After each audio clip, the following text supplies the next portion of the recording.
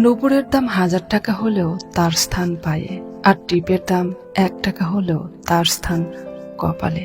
ইতিহাস সাক্ষী, লবণে কখনো পোকা ধরেনি, কিন্তু মিষ্টিতে প্রতিদিনই ধরে, আবার পিঁপড়েও ধরে। মানুষ সোজা পথে চলতে চায় না, বাঁকা পথেই আগ্রহ বেশি। তাই তো মদ বিক্রেতাকে কোথাও যেতে হয় না, কিন্তু দুধ বিক্রেতাকে বাজারে দাঁড়ে দাঁড়ে ঘুরতে হয়।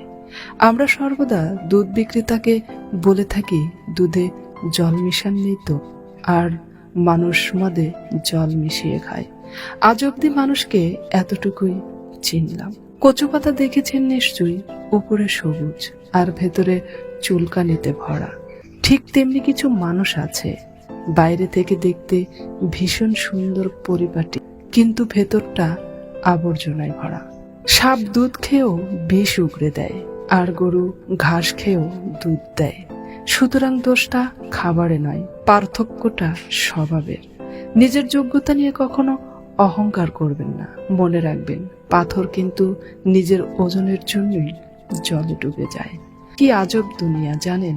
যার চোখে ঘুম আছে তার কাছে ভালো বিছানা নেই, আর যার কাছে ভালো বিছানা আছে তার চোখে ঘুম নেই।